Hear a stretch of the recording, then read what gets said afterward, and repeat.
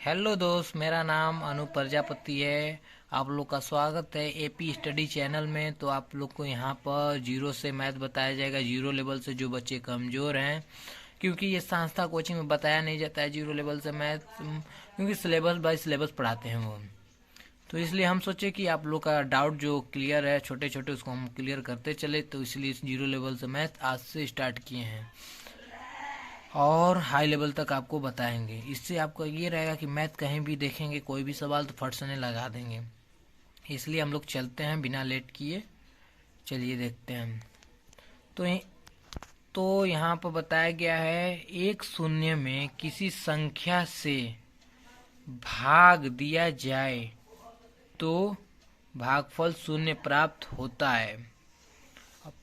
मतलब कि एक शून्य मतलब एक जीरो, मतलब ये जीरो है, में किसी संख्या मतलब सात चाहे 7, 8, 9 मतलब किसी भी संख्या में भाग दिया जाए तो उसका भागफल शून्य प्राप्त होता है। जैसे जीरो में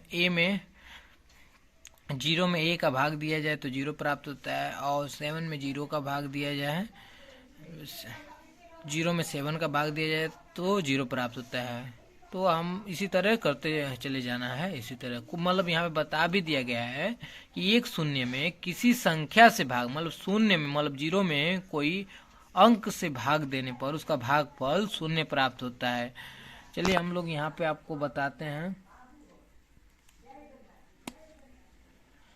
देखिए यहाँ पे दिया एक शून्य से किसी भी संख्या में भाग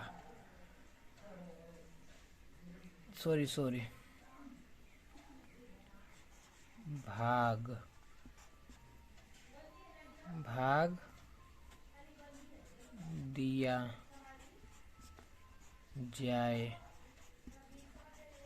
तो उसका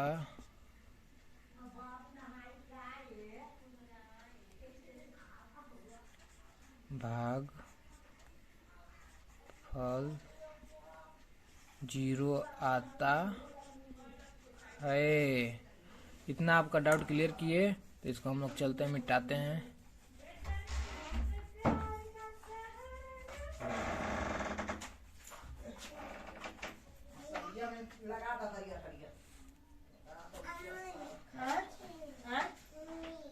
जैसे जीरो में हम 7 से भाग दिए तो इसका भागफल शून्य ही प्राप्त होगा। अगर हम जीरो में ए का भी भाग देते हैं तो इसका भागफल शून्य प्राप्त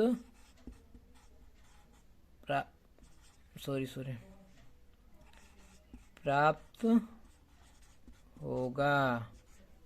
इतना डाउट क्लियर हुआ आप लोग का? तो हम लोग चलते हैं दूसरे टॉपिक पे।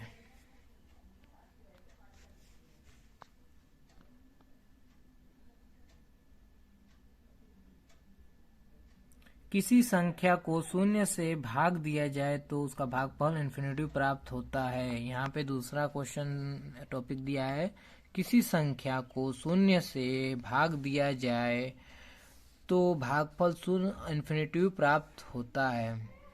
जैसे कि हम बता दें, यहाँ पे देखिएगा, इसको हम मिटाते चलें।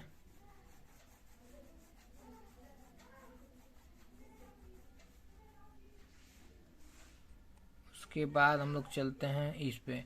इसमें बताया गया है कि किसी संख्या को शून्य से भाग दिया जाए तो उसका भागफल इन्फिनिटी प्राप्त होता है। जैसे हम कह सकते हैं कि 17 में अगर हम जीरो से भाग देंगे तो इसका मान इन्फिनिटी प्राप्त होगा, मतलब कि अनंत प्राप्त होगा। इसी तरह हम लोग 8 में अगर जीरो से भाग देंगे तो इसका मान इन्फिनिटी प्राप्त होगा। चाहे हम ए में जीरो से भाग देंगे तो इसका मान इन्फिनिटी प्राप्त होगा। तो इतना आप समझ लिए होंगे। अब चलते हैं दूसरे क्वेश्चन पे, दूसरे टॉपिक पे। यहाँ पे बताया जा रहा है किसी संख्या की घात शून्य होने पर उसका मान 1 होता है। इसमें ये बताया गया है किसी संख्या की घात शून्य होने पर उसका मान 1 होता है। मतलब कि इसको भी आप समझते चलिए। तो अब हम लोग चलते हैं, चौथा टॉपिक हम लोग कर चुके भी हैं और फिर से एक बार देख लेते हैं चौथा टॉपिक को। किसी संख्या को स्वयं से भाग देने पर भागफल 1 प्राप्त होता है। अगर हम ए में ए का भाग देंगे तो हमारा भागफल 1 ही प्राप्त होगा, क्योंकि कट जाएगा। 4 से भाग देंगे तो इसका भागफल 1 ही प्राप्त होगा और ये हमारा जो कट जाएगा। तो इतना आपको समझ में आ गया। फिर से एक बार देखिए, किसी संख्या को स्वयं से भाग देने पर भागफल 1 प्राप्त होता है। मतलब इसमें बताया गया है कि 4 चाहे 0 में। दूसरा पार्ट अगले वीडियो में आपको बताया जाएगा, तो देखना मत भूले। क्लियर डाउट होगा। इसका 10 पार्ट है, 10 पार्ट देख लीजिएगा। तो इसका